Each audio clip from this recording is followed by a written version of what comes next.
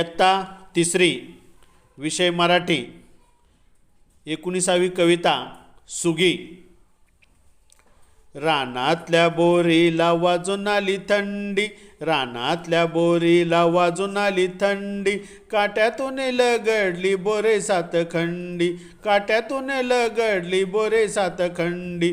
वळणावरचे झाड थर कापू लागले, वळणावरचे झाड थर कापू लागले, खट्टे मिठे पेरू जागोजाग लोंबले, खट्टे मिठे पेरू जागोजाग लोंबले।